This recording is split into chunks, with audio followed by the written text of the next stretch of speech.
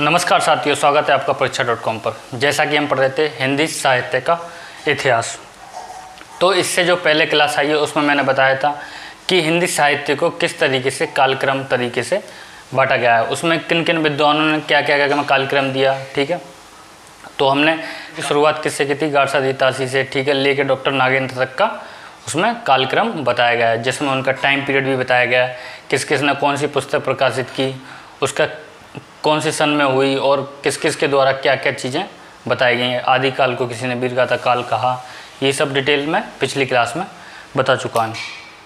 तो टाइम ज़्यादा ना लेते हुए इस क्लास को हम आगे बढ़ाते हैं, जिसमें हम बात करेंगे आज आदिकाल की। आदिकाल का जो टाइम पीरियड है,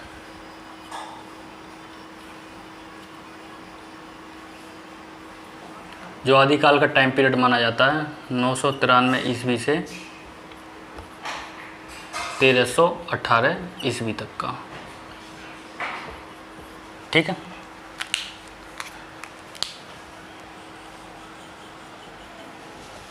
अब देखेंगे हम आदिकाल की पृष्ठभूमि कैसे पड़ी आखिरकार।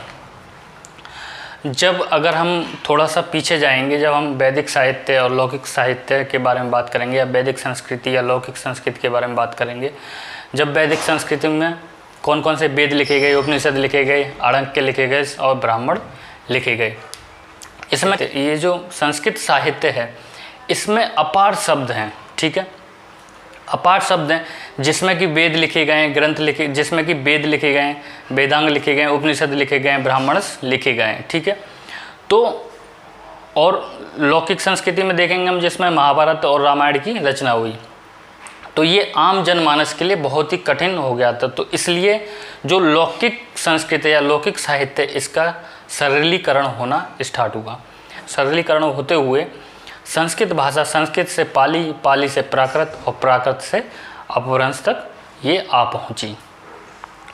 तो अपभ्रंश जब 7वीं शताब्दी के आसपास लगभग अपभ्रंश जो अपने पूर्ण विकसित रूप में जा रही थी। ठीक है, हर्षवर्धन की मृत्यु के बाद जो उसके साम्राज्य था वो विभिन्न भागों में बट गया, छोटे छोटे साम्राज्य बन गए। साम्राज्य बनने के बाद विदेशी आक्रमण हुए, जिससे विदेशी संस्कृति का भी यहाँ पर आगमन हुआ, वो मिश्रित संस्कृति यहाँ पर पनपने लगी। ठीक है, तो इसके बाद हम देखेंगे आदिकाल की जो साहित्यिक भाषा है उसका स्वरूप क्या था। आदिकालीन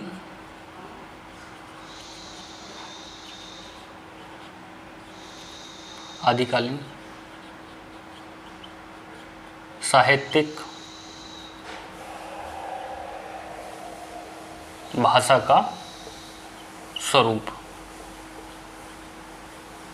ठीक है,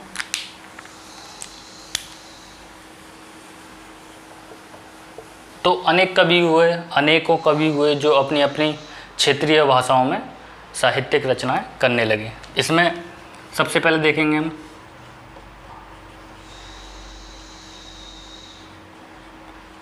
लोक भाषा में अपभ्रंश साहित्य रचे जाने लगे।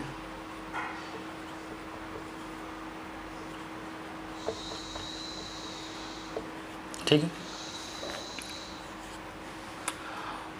उसके बाद राजस्थानी मिश्रित अपभ्रंश साहित्य लिखे जाने लगे।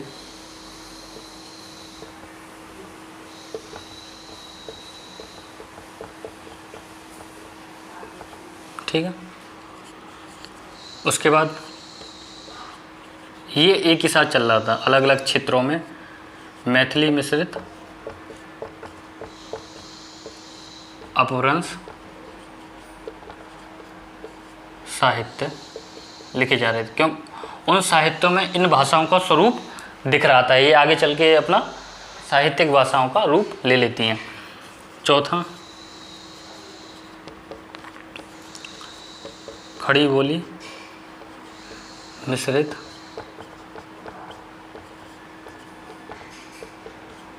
देसी भाषा साहित्य। ठीक है, अब अपभ्रंश साहित्य की बात करेंगे हम। अपभ्रंश साहित्य पे अगर देखेंगे आपको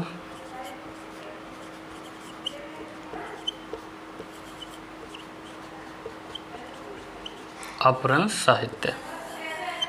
अपभ्रंश भाषा जो है ये पुरानी हिंदी का पूर्ववर्ती रूप है, यानी पुरानी हिंदी से तात्पर्य है कि जो अभट्ट वगैरह उससे भी पहले का साहित्य, यानी उससे भी पहले की भाषा है ये, यानी उसका पहले का स्वरूप है पुरानी हिंदी का। ठीक है।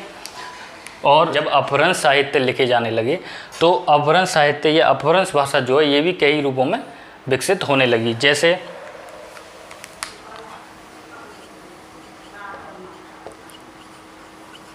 लौकिक अपभ्रंश। ठीक है। दूसरा परवर्ती अपभ्रंश। मैंने एक शब्द पहले यूज किया था पूर्ववर्ती और अब यूज किया परवर्ती। पूर्ववर्ती का मतलब पहले, पूर्व का मतलब पीछे का। ठीक है। परवर्ती मतलब बाद का। ठीक है। यानी लौकिक अपभ्रंश के बाद का, यानी परवर्ती, इसको अभट्ट भी कहते हैं। ठीक है। तीसरा रूप क्षेत्रीय भाषा। क्षेत्रीय भाषा में रासो लिखे जाने लगे, वो इसी में लिखे जाएंगे। क्षेत्रीय भाषा जिसको राजस्थानी, डिंगल भी कहा जाता है। ठीक है। तो ये अपभ्रंश साहित्य, जो अपभ्रंश भाषा है, ये लगभग तीन इन भाषाओं में बंटने लगी। इन तीन भाषाओं में अपभ्रंश साहित्य लिखा जाने लगा। ठीक है। आप इसको नोट कर सकते हैं।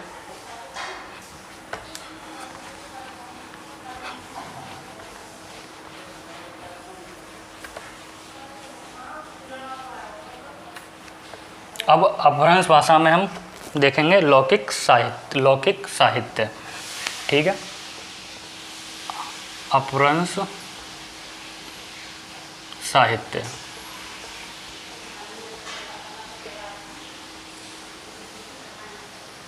ठीक है। जिसमें सबसे पहले मैंने बताया था लौकिक साहित्य लिखे जाने लगे।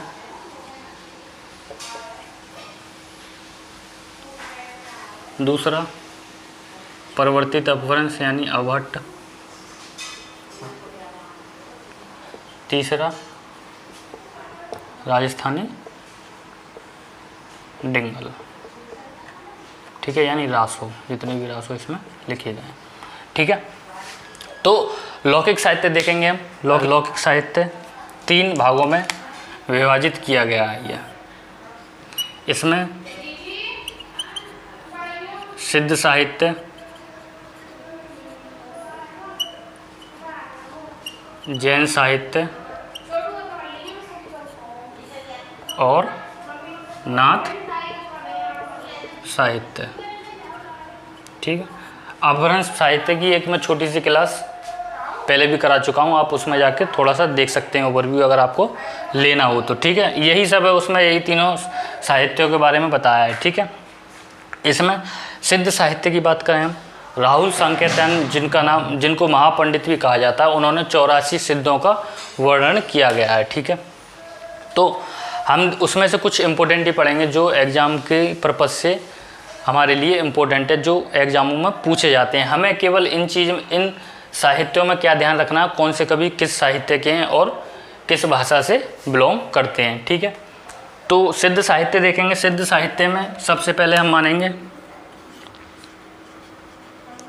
सरहप्पा या सरहपाद। इनको सरहप्पा या सरहपाद कुछ भी कह दीजिए। ठीक है। राहुल सांकेत्यान के द्वारा इनका जो समय माना गया है वो 769 ईस्वी के आसपास का माना गया है। ठीक है। ये उच्च कोटि के उस समय के सिद्ध हुए। ये अगर 84 सिद्धों में इनका स्थान देखा जाए तो छठा इनका स्थान है। ठीक है। और इन्होंने 32 ग्रंथों की रचनाएं रची। ब्राह्मण जाति से बिलोंग करते थे। ठीक है। और पाखंड, आडंबर और पाखंडों का इन्होंने घोर विरोध किया। और इनकी एक कहावत थी, या इनकी जो प्रमुख रचनाएं वो हैं दोहा कोश और चार्यपाद। ठीक है। इन्होंने जीवन को सहज जीवन के लिए इन्होंने बताया कि जीवन हमें सहजता के साथ जीना चाहिए। इनका कोटेशन या इनकी लिखी हुई बात क्या है? सहज भोज जीवन जीव को महासुख की ओर ले जाता है।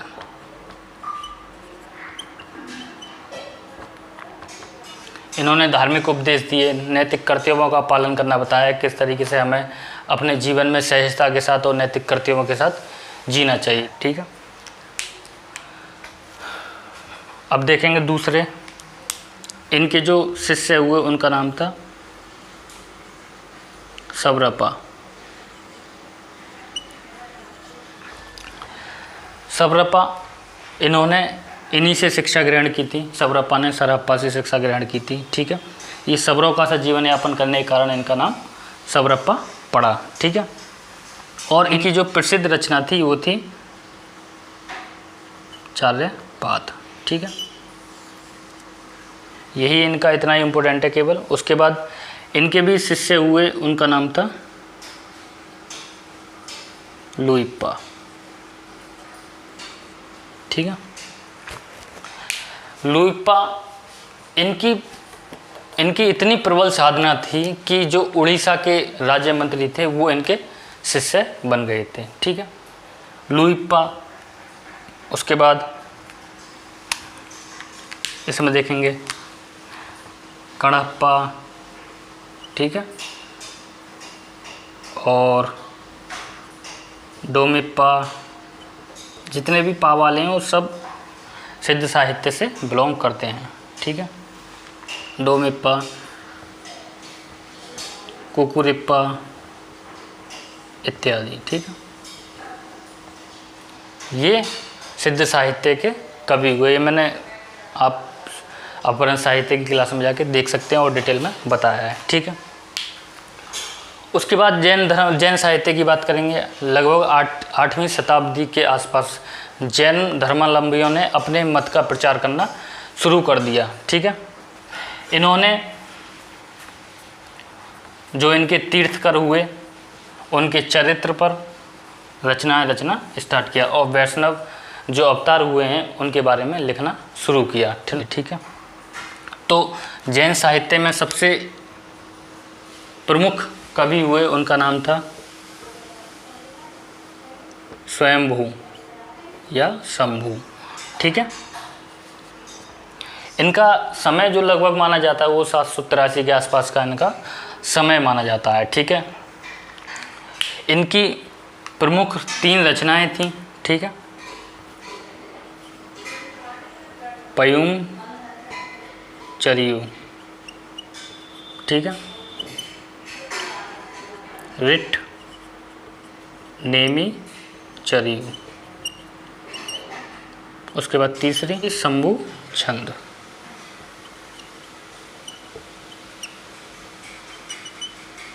ठीक है, पयुम चरु में इसमें राम कथा का वर्णन किया गया।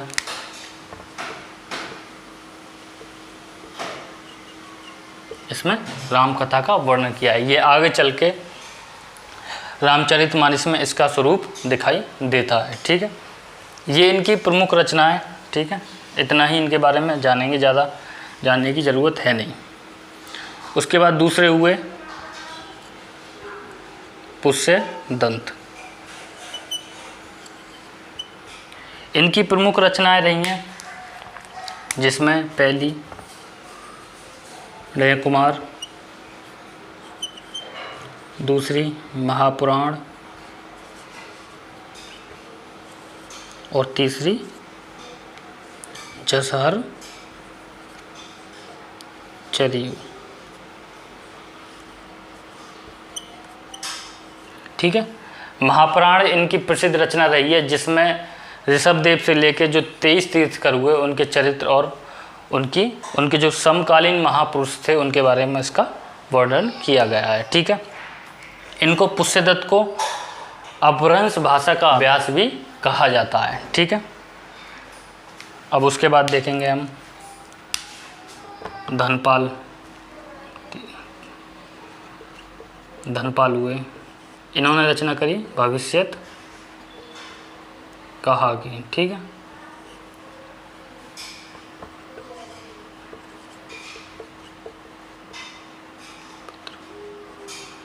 शालिभद्र सूरी, इन्होंने बढ़तेश्वर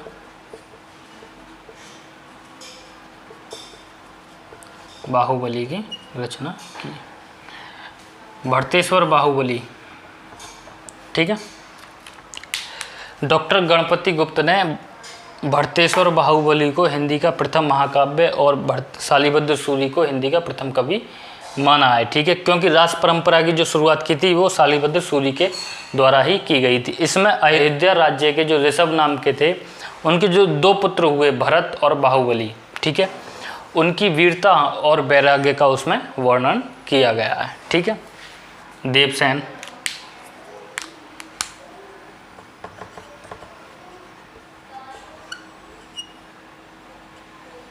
देवसेन ने श्रावकाचार की रचना की। ठीक है, जैनाचार्य मेरुतुंग ने किसकी, चिंतामणि की रचना की। ठीक है, ये इतने ही इसमें इम्पोर्टेंट है। और अभी एक और सबसे इम्पोर्टेंट रहे, उनका तो मैं भूल गया बताना, हेमचंद्र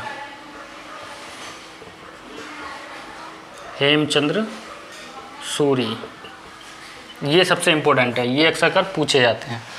हेमचंद्र सूरी के बचपन का नाम पूछा जाता है। हेमचंद्र सूरी के बचपन का नाम क्या था, चंद्रदेव। इन्होंने जब जैन धर्म को अपना लिया तो इसके बाद इनका नाम क्या पड़ गया, सूरी संप्रदाय से बिलोंग करते थे या सूरी संत बने, तो इसलिए इनका सूरी टाइटल लग गया, इनको हेमचंद्र सूरी भी कहा जाने लगा। ठीक है, इनको अपभ्रंश भाषा का पाणिनि भी कहा जाता है। और सबसे इम्पोर्टेंट चीज़, इन्होंने जो रचना रची, 2 रचनाएं रची इन्होंने, शब्दानुशासन और छंदोनुशासन। ठीक है, आसंगु भी हुए, उन्होंने क्या कि मैं चंदन वाला रास की रचना करी। ठीक है,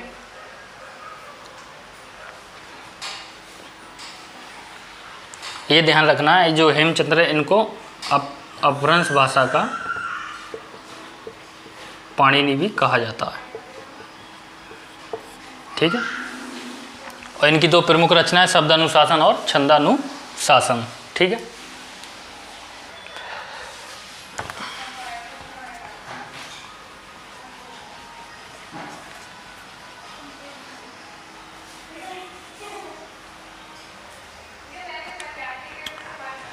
नाथ साहित्य। ठीक है, रामचंद्र शुक्ल ने इसके अनेकों नाम दिए हैं, सिद्धमत, सिद्ध मार्ग या योग मार्ग। ठीक है, नाथ समुदाय, ठीक है, नाथ पंथ, ये सब इसके नाम हैं। ठीक है, नाथ से ही आपको लगेगा, योग से, नाथ से जितने भी नाम होंगे वो सब नाथ साहित्य, नाथ संप्रदाय के कवियों के या सिद्धों के हुए हैं। ठीक है, ऐसा माना जाता है कि जो सिद्धों से ही इनकी उत्पत्ति हुई है नाथ साहित्य की। नाथ साहित्य में 2 प्रमुख संप्रदाय हुए। ठीक है, एक थे सिद्धमत और दूसरे थे नाथ मत। ठीक है, सिद्धमत जो हुए वो हुए किसके कारण, मत्स्येंद्र नाथ कि जो उपदेशकों और उनको जो फॉलो करने वाले थे वो सिद्धमत कहलाए। ठीक है, नाथ मत के गुरु गोरखनाथ, इनका तो खूब नाम आपने सुना होगा। ठीक है, और ऐसा माना जाता है कि जो गोरखनाथ के गुरु थे वो उनका नाम क्या था, मत्स्येंद्र नाथ। ये मत्स्येंद्र नाथ महायोगी थे। ठीक है, आने वाले थे या ब्रह्मचर्य का पालन करते थे, लेकिन महायोगी होने के बाद भी ये नारी आचरण में फंस गए थे। जब गोरखनाथ को पता चला कि मेरे जो गुरु या जो मत्स्येंद्र नाथ हैं ये नारी आचरण में फंस गए हैं, तो इनको सजग करने के लिए गोरखनाथ गए या इनको सजग किया, इनको बताया समझाया। ठीक है, तो जब से किंवदंती फेमस हो गई कि जाग मच्छेंद्र गोरख आयो, ठीक है, जाग मच्छेंद्र गोरख आयो, ये इसी वजह से फेमस हुई क्या।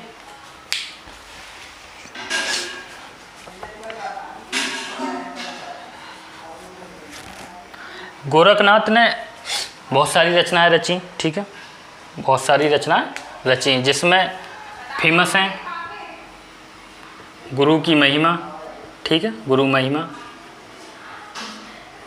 प्राण साधना, इन्होंने साधना पर बल दिया, अंत्य साधना पर। नाथ संप्रदाय का भी अंत्य साधना पर बल था और सिद्ध संप्रदाय का भी, सिद्धों का भी किस पर, साधना पर जोर था। ठीक है, मन साधना, ठीक है, और एक और शून्य समाधि, इन सब पे इन्होंने विस्तृत से वर्णन किया है। ठीक है, और गोरखनाथ के चेले हुए या शिष्य हुए, उनका नाम था चरपटनाथ, चरपटनाथ, ये इन्हीं के शिष्य हुए। इन्होंने पाखंड और आडंबर का घोर विरोध किया। ठीक है, इनका फेमस एक कहावत है,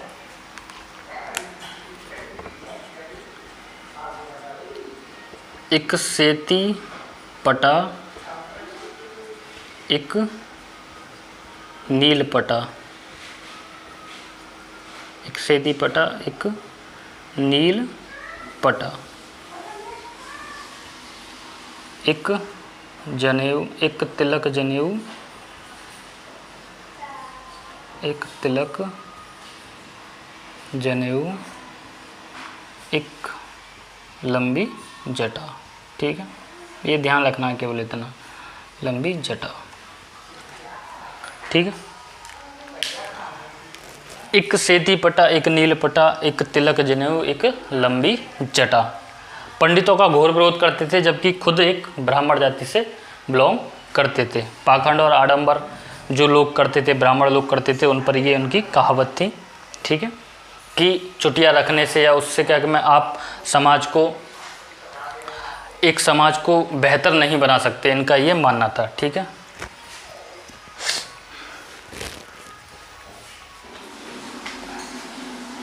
और एक और इनमें फेमस हुए जिनका नाम था चौरंगी नाथ।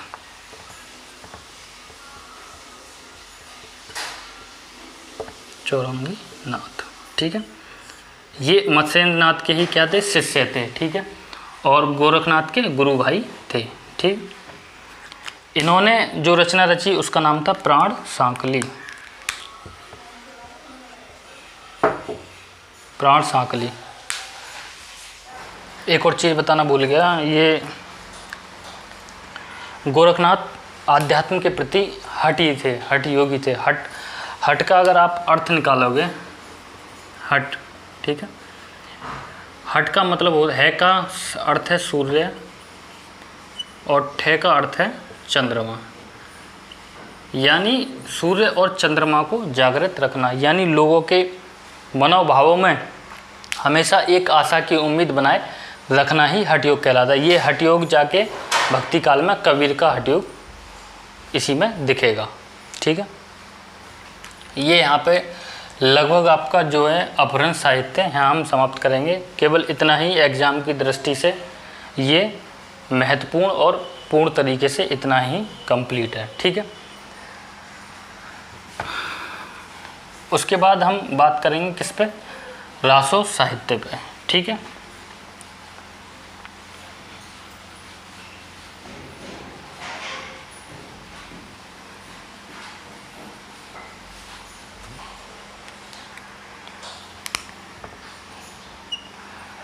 मैंने पिछली क्लास में बताया था कि आचार्य रामचंद्र शुक्ल ने जो आदिकाल को वीरगाथा काल कहा है, उसका कारण यही था रासो। ठीक है, जब उन्होंने इतिहास की खोज करना प्रारंभ किया तो उन्होंने देखा, या उनको सबसे पहले जो मिला वो क्या मिला, रासो साहित्य, जो कि वीर रस में लिखे हुए थे। इसी की वजह से इस आदिकाल का नाम उन्होंने वीरगाथा काल रखा है। ठीक है, तो रासों में कुछ महत्वपूर्ण रासो हुए हैं, जैसे खुमान रासो, ठीक है, हम्मीर रासो, बीसलदेव रासो, ठीक है, उसके बाद विजयपाल रासो, पृथ्वीराज रासो, ठीक है, परमाल रासो।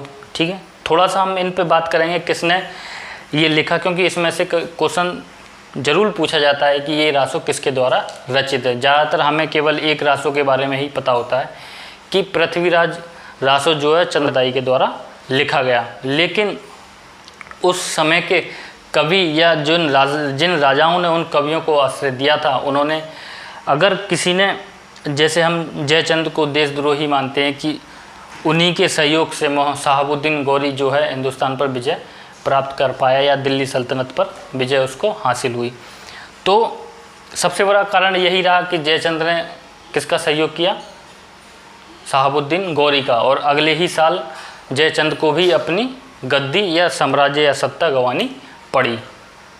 तो उनके जो महाकवि हुए, ठीक है, उन्होंने भी जयचंद की जो जयचंद का जो रासो है उसमें उनका वीरता का वर्णन किया गया है। ठीक है, तो उस समय का केवल मोटिव ये था कि जो कवियों का ये मोटिव ज़्यादातर रहा कि जो उनके राजा थे, जिन राजाओं ने उनको आश्रय दिया था, कि उनका वो वीरता और शौर्य का और साहसता का गुणगान करें।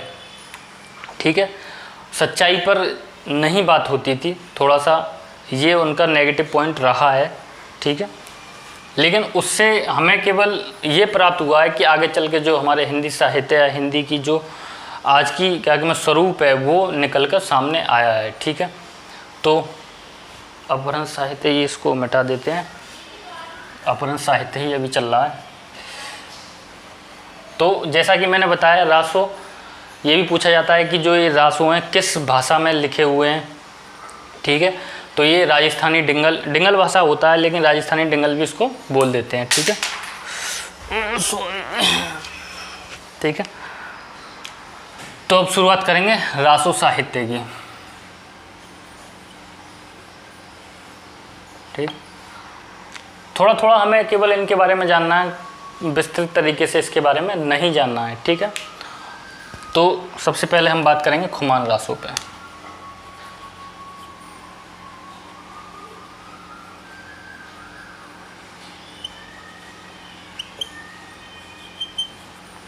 ठीक है, खुमान रासो, ये खुमान रासो दलपति विजय द्वारा रचित है।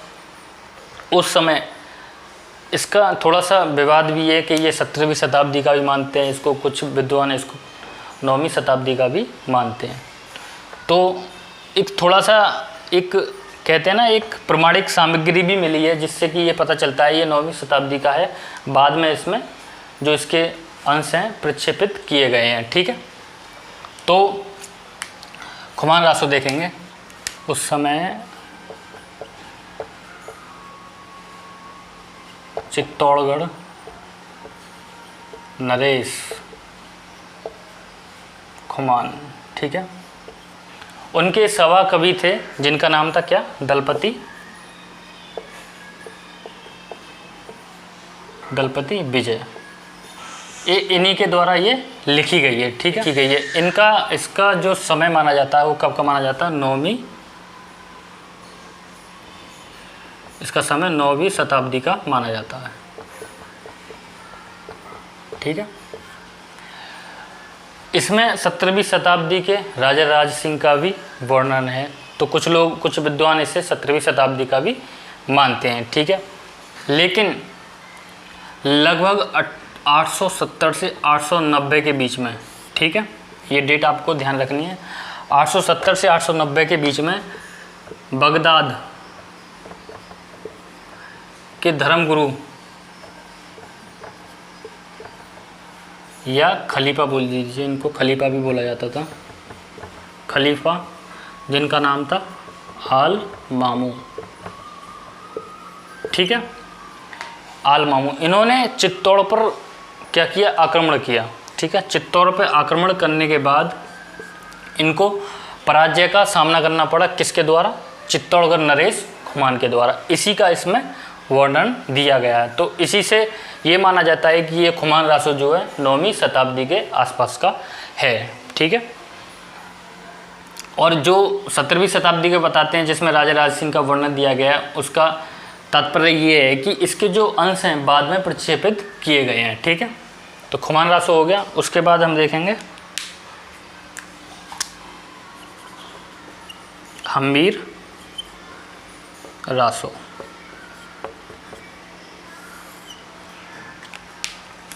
उस समय कवि हुए कवि सागिरधर, ठीक है, द्वारा एक कृत है। ठीक है, उस समय रणथंबोर, ठीक है, राव हमीर देव, ठीक है, लगभग 1301 ईस्वी में, ठीक है, अलाउद्दीन खिलजी, ठीक है, अलाउद्दीन खिलजी द्वारा जो रणथंबोर पर आक्रमण किया गया उसका इसमें वृत्तांत या उसमें इसका वर्णन दिया गया है। ठीक है, उसके बाद देखेंगे हम, उसके बाद देखते हैं बीसलदेव रासो।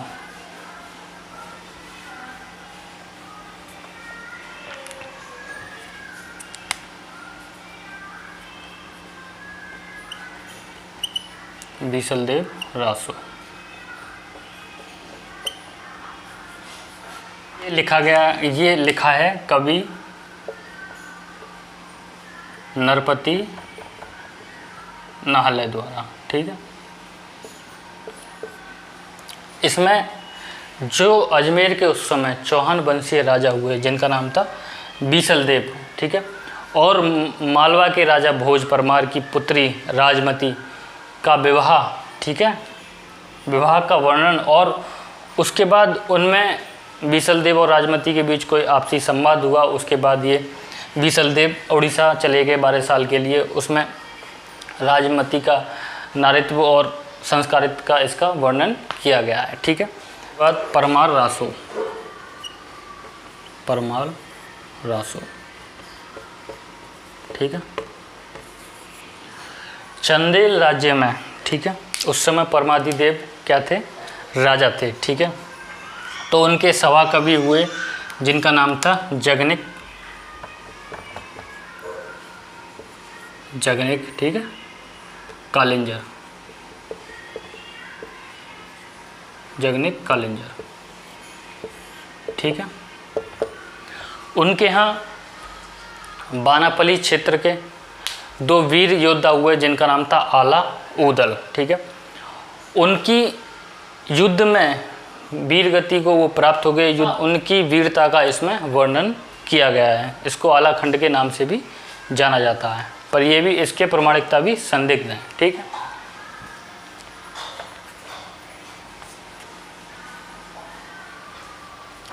इसके बाद बात करेंगे हम विजयपाल, विजयपाल रासो।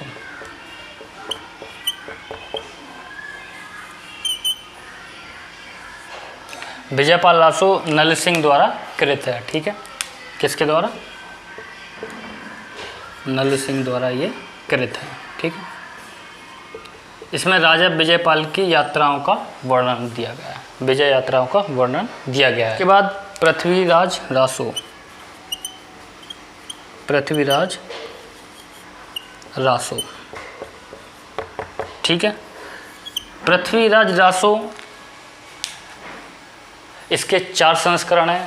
ठीक है, ये कह नहीं सकते इसमें से कौन सा सही है और कौन सा गलत है। ठीक है, तो पृथ्वीराज रासो, अगर आप इतिहास पढ़ा होगा, थोड़ा सा इतिहास के बारे में पता होगा कि तराइन का प्रथम युद्ध जो 1191 में हुआ, ठीक है, उसमें पृथ्वीराज चौहान और शहाबुद्दीन गौरी के द्वारा ये युद्ध लड़ा गया, जिसमें शहाबुद्दीन गौरी को पराजय का सामना करना पड़ा। ठीक है, उसके बाद अगले ही साल जो कन्नौज के उस समय राजा थे जयचंद, उन्होंने शहाबुद्दीन गौरी का सहयोग किया और पृथ्वीराज चौहान को इस युद्ध में पराजय का सामना करना पड़ा।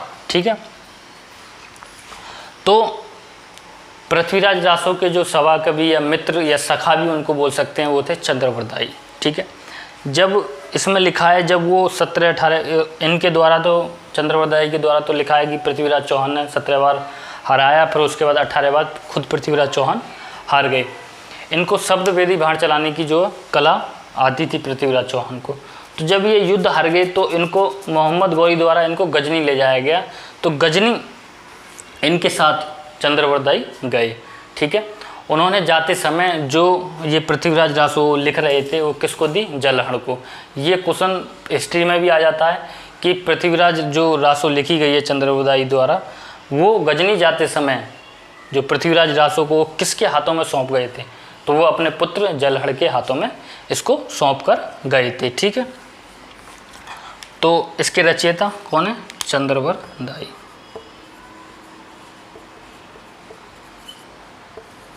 ठीक है,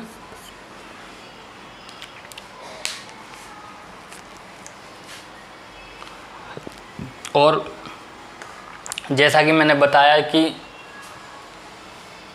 जयचंद को हम देशद्रोही भी मानते हैं। ठीक है, कि उन्होंने विश्वासघात किया था किसके साथ? पृथ्वीराज चौहान के साथ। उसका भी कारण ये था कि पृथ्वीराज चौहान उनकी जो पुत्री को विवाह करके ज़बरदस्ती ले आए थे, लेकिन उनको सहयोग नहीं करना चाहिए था, लेकिन ये घटनाएं घट चुकी हैं। ठीक है, तो उनके जो कवि थे उन्होंने उनका भी वर्णन किया है, उनकी वीरता शौर्यता का भी उसमें वर्णन किया गया है। तो उनका जो रासो है उनके नाम से क्या है? जयचंद्र प्रकाश रासो। जयचंद्र प्रकाश रासो। ठीक है, ये किसके द्वारा लिखा गया? केदार भट्ट के द्वारा ये लिखा गया।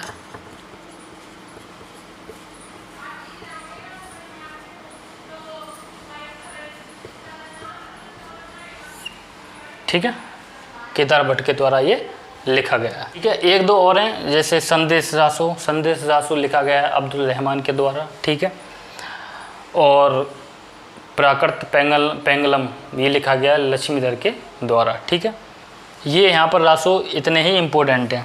ठीक है, तो ये यहाँ पे हम रासो को समाप्त करेंगे। ठीक है, आप नोट कर सकते हैं इसको। इसके बाद आपका ये टिंगल भाषा के तो रासो हो गए। अब रहा अवट्ट में। अवट्ट में आपको ज़्यादा कुछ पढ़ना है नहीं, थोड़े से दो रचनाएं हैं उनके बारे में जान लीजिए, किसने रची। ठीक है, किस भाषा में, बस ये इतना पूछा जाता है, इससे ज़्यादा इसमें पूछा नहीं जाता। ठीक है, यहाँ पर हम जो है आदिकाल का समापन करेंगे। ठीक है, अब अवट्ट का देखेंगे। अवट्ट की दो कृतियाँ फेमस हैं केवल। ठीक है, उनको जानेंगे वो किसके द्वारा रचित हैं। बस इतना ही इसमें पूछा जाएगा किसी भी एग्जाम में। तो सबसे पहली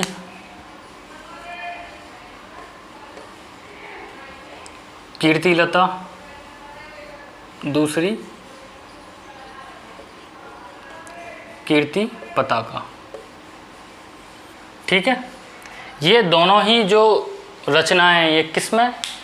अवट्ट भाषा में। ठीक है, किस में? ये अवट्ट। ये अक्सर कर पूछा जाता है, कई बार पूछा गया है ये क्वेश्चन। ठीक है, अवट्ट में है ये। ठीक है, और इसके रचयिता मैथिल कोकिल विद्यापति या विद्यापति। ठीक है, बहुत सारे विद्वानों ने विद्यापति को पहला कवि माना है हिंदी साहित्य का। बहुत से विद्वानों ने अमीर खुसरो को माना है। ठीक है, तो सबसे ज़्यादा प्रचलित या जो मान्य है वो यही है कि जो हिंदी के प्रथम कवि हुए उनका नाम था सरहप्पा। ठीक है, राहुल सांकेतियान द्वारा उनका विस्तृत वर्णन किया गया है। ठीक है, राहुल सांकेतियान को महापंडित भी कहा जाता है। ये इतिहासकार, और इन्होंने यात्रा पर भी इतिहास लिखे, बहुत कुछ इन्होंने काव्य रचना वगैरह बहुत कुछ लिखी हैं। ठीक है,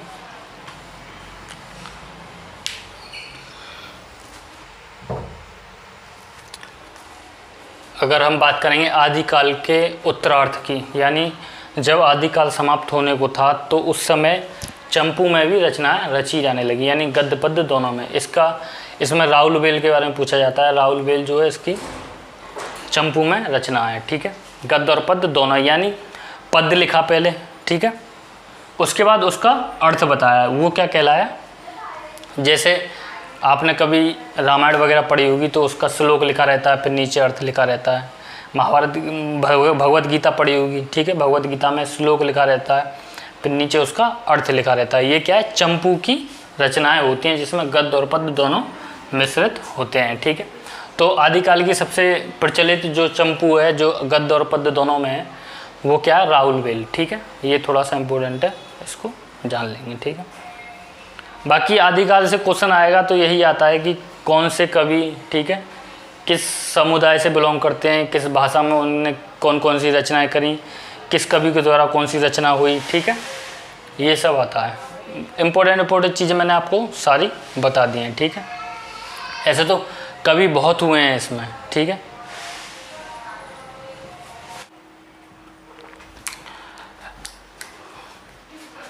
तो थोड़ा सा ये कुछ क्वेश्चन है आदिकाल से ही, ठीक है। तो सबसे पहला देखेंगे, संस्कृत भाषा से सबसे पहले किस भाषा की उत्पत्ति हुई, यानी किस संस्कृत भाषा को किस भाषा सरलीकरण करने के बाद किस भाषा की उत्पत्ति हुई। तो अगर आपने मेरी वीडियो देखी होंगी तो आपको पता होगा कौन सी भाषा की उत्पत्ति हुई। तो इसका क्रम क्या है, इसका क्रम है संस्कृत, पाली, प्राकृत, अपभ्रंश, अवहट्ट और हिंदी, ठीक है। ये क्रम आपको ध्यान रखना है, क्योंकि इस क्रम से या एक क्रम आ जाता है बताने के लिए ऑप्शन में कि इसमें से क्रम कौन सा सही है और या किस भाषा के बाद कौन सी भाषा आई, ठीक है। एक क्वेश्चन और भी है कि शास्त्रीय भाषा और साहित्यिक भाषा कौन कौन सी हैं, ठीक है। बड़ा इंपॉर्टेंट क्वेश्चन है, बहुत कम लोगों को पता होता है कि हमारी जो शास्त्रीय भाषा और साहित्यिक भाषा कौन कौन सी है, ठीक है। शास्त्रीय भाषा संस्कृत, पाली, प्राकृत, ये क्या है आपकी शास्त्रीय भाषाएं हैं, क्योंकि इन भाषाओं में शास्त्र लिखे गए, ठीक है। और साहित्यिक भाषा कौन सी है, अपभ्रंश, अवहट्ट, हिंदी, ठीक है। अगर हम विदेशी भाषाओं को देखें तो उसमें शास्त्रीय भाषा कौन कौन सी होती है, जैसे ग्रीक, ठीक है, उसके बाद आपकी लैटिन, ये क्या है शास्त्रीय भाषा है, ठीक है। इनमें शास्त्र लिखे गए थे उस समय के, ठीक है। और साहित्यिक भाषा तो जो आजकल चल रही है ये भी साहित्य भाषा ही है, ठीक है। जो परिनिष्ठित हो जाए, जो पूर्ण रूप से कुशल हो जाए साहित्य लिखने में, या कवियों की जो आश्रय भाषा बन जाए, उसको हम क्या बोलते हैं, साहित्य भाषा, ठीक है। तो कौन सा इसका पहला सबसे, इसका ऑप्शन आएगा पाली भाषा, ठीक है। उस क्रम को देख के आप बता सकते हैं, ठीक है। अब देखेंगे अपभ्रंश जो किस भाषा से निकली हुई है, ये भी बता सकते हो आप इसी को, क्रम को देखते हुए, किससे निकली हुई है, अपभ्रंश किससे निकली हुई है, यानी प्राकृत के बाद क्या आई, अपभ्रंश, ठीक है। तो प्राकृत के बाद कौन सी आई, अपभ्रंश, ठीक है। उसके बाद पाली भाषा किस समय की थी। मैंने, अगर आपने पिछली वीडियो में बताया है, जो प्राचीन भारतीय आर्य भाषाओं का उसमें वर्गीकरण मैंने किया है, ठीक है। आप जाके देख सकते हैं, भारोपीय भाषा परिवार में भी बताया होगा मैंने कि इसका जो समय है क्या है। तो इसका जो समय बताया गया है, सबसे पहले हम बात करें, अगर पीछे चलेंगे तो प्राचीन भारतीय आर्य भाषा, मध्यकालीन भारतीय आर्य भाषा और आधुनिक भारतीय आर्य भाषा, ठीक है। प्राचीन भारतीय आर्य भाषा का जो टाइम पीरियड है वो हमने बताया था 1500 BC से लेके 500 BC तक का, ठीक है। उसके बाद मध्यकालीन भाषा का जो समय बताया था वो बताया था हमने 500 BC से लेके 1000 AD तक का, ठीक है। उसके बाद आधुनिक भारतीय आर्य भाषा का समय था 1000 AD से अब तक का समय, ठीक है। जो प्राचीन भारतीय आर्य भाषा है उसको हमने दो भागों में डिवाइड किया था, एक वैदिक संस्कृत और एक लौकिक संस्कृत। वैदिक संस्कृत में जैसा कि पता होगा आपको, वेद, उपनिषद, ब्राह्मण्स, अरण्यक, ये सब लिखे गए, ठीक है। और लौकिक संस्कृत में रामायण और महाभारत लिखे गए, ठीक है। तो इनका 500 का टाइम पीरियड माना था हमने, 500 सालों का। वैदिक संस्कृत का जो समय बताया था 1500 से 1000 BC का। लौकिक संस्कृत का जो है 1000 BC से 500 BC का, ठीक है। उसके बाद हम मध्यकालीन भारतीय आर्य भाषा पर आते हैं, जिसमें उसको भी 3 भागों में हमने तोड़ा था, ठीक है। जिसमें 500 से 1000 AD तक, पहली शताब्दी तक का, फिर उसके बाद पहली शताब्दी से 500 तक का, 500 ईस्वी तक का, फिर 500 ईस्वी से 1000 ईस्वी तक का, जिसमें पाली, प्राकृत और अपभ्रंश, यानी 500 BC से लेके पहली शताब्दी AD तक, ठीक है। तो और पहली शताब्दी AD से लेके 500 ईस्वी तक का वो बताया था हमने प्राकृत का। 500 ईस्वी से लेके 1000 ईस्वी का जो समय है वो किसका है? अपभ्रंश का। तो इसमें कौन सा ऑप्शन होगा? 500 BC से यानी 500 ईसा पूर्व से पहली शताब्दी तक का, यानी 500 BC से पहली AD तक का, ठीक है। उसके बाद वेदांग के बारे में अगर आप इतिहास में भी, वैदिक लिटरेचर में भी इसको पढ़ेंगे, वेदांग वगैरह के बारे में, तो वेद होते कितने प्रकार के हैं? जैसे वेद होते हैं 6। हम वेदांग की वजह से ही किसी भाषा को पढ़ सकते हैं, ठीक है। जिसमें छंद होते हैं, कल्प होते हैं, निरुक्त होते हैं, व्याकरण होती है, ज्योतिष होती है। तो ये कितने हो गए? 6, जिसमें क्या? कल्प, निरुक्त, ठीक है, छंद, ठीक है, व्याकरण, ज्योतिष, ठीक है, ये सब क्या है? ये सब वेदांग है, ठीक है। इसका कौन सा होगा? 6, ठीक है। न्याय दर्शन के रचयिता कौन है? ठीक है, ये भी मैंने पहले बता चुका हूँ इसको, लेकिन फिर बताऊँगा न्याय दर्शन के रचयिता कौन है। तो अगर आपसे पूछा जाए योग दर्शन के रचयिता कौन है, तो महर्षि पतंजलि, ठीक है। शंकराचार्य वेदांग के रचयिता हैं, ठीक है। उसके बाद महर्षि कणाद किसके रचयिता हैं? वैश्विक के जो है महर्षि कणाद रचयिता हैं, ठीक है। न्याय दर्शन के कौन है? गौतम महर्षि, ठीक है। या उत्तर मीमांसा को भी क्या बोला जाता है? शंकराचार्य के द्वारा ही रचित है, उसको वेदांग भी कहते हैं, ठीक है। तो इसका ऑप्शन कौन सा होगा? गौतम महर्षि, ठीक है। इनमें से आपको जरूर कोई ना कोई क्वेश्चन किसी न किसी हिंदी पेपर में जरूर मिलेगा आपको, ठीक है। अब देखेंगे राहुल सांकेत्यान ने हिंदी का पहला कवि किसको माना है या किसे माना है, ठीक है। तो अगर आप देखेंगे पुष्यदंत ने 3 रचनाएं इंपॉर्टेंट रची थी, जो मैं बता चुका हूं, जिसमें षण्य कुमार, ठीक है, महापुराण और जसर चरियु, जिसमें महापुराण इनका प्रसिद्ध ग्रंथ था, ठीक है। और पुष्यदत्त को मिश्र बंधुओं ने हिंदी का सबसे पहला कवि माना है, ठीक है। उसके बाद शालिभद्र सूरी को देखेंगे। शालिभद्र सूरी को डॉक्टर गणपति गुप्त ने, ठीक है, डॉक्टर गणपति गुप्त ने हिंदी का पहला कवि किसको माना? शालिभद्र सूरी को। और ठीक है, हिंदी का पहला महाकाव्य किसे माना है? इन्होंने जो शालिभद्र सूरी ने क्या लिखा था? भरतेश्वर बाहुबली रासो, उसको हिंदी का पहला क्या माना है? महाकाव्य, ठीक है। जो जैन साहित्य में शालिभद्र सूरी ने ही किसकी रासो लिखने की परंपरा इन्होंने ही स्टार्ट की थी, या इनको श्रेय जाता है। अब हेमचंद्र की बात करें तो हेमचंद्र के बारे में बताया था, इनके बचपन का नाम कभी कभार पूछ लिया जाता है। इनके बचपन का नाम चंगदेव था, ठीक है। तो इन्होंने जब जैन धर्म की दीक्षा ली, ठीक है, उसके बाद सूरी संप्रदाय में गए, जैन धर्म में भी, ठीक है, तो वहीं से इनका नाम हेमचंद्र सूरी पड़ गया। इन्होंने शब्दानुशासन, छंदानुशासन की रचना की, ठीक है, इनकी 2 प्रमुख रचनाएं रही हैं। उसके बाद अगर बात करें हम अपभ्रंश भाषा का इनको पाणिनि भी कहा जाता है, यानी अपभ्रंश भाषा की जो व्याकरण है वो किसने लिखी थी? हेमचंद्र सूरी ने, ठीक है। और संस्कृत भाषा की जो व्याकरण किसने लिखी? पाणिनि ने, ठीक है, महर्षि पाणिनि ने, ठीक है। तो राहुल सांकेत्यान ने किसको हिंदी का पहला कवि माना है? सरहपाद को, क्योंकि इसमें हिंदी की झलक, इनकी जो रचनाओं में हिंदी की झलक दिखती थी, ठीक है, इसलिए इनको पहला कवि माना गया है, ठीक है। तो इसका क्या है? सरहपाद, ठीक है। ये कुछ इंपॉर्टेंट क्वेश्चन थे, ठीक है। आज की क्लास हम यहीं पे समाप्त करेंगे। अगर ये आपको क्लास या वीडियो पसंद आई हो तो वीडियो को लाइक, शेयर, सब्सक्राइब करना ना भूलें। अगर वीडियो पसंद नहीं आई हो तो आप डिसलाइक भी कर सकते हैं। धन्यवाद।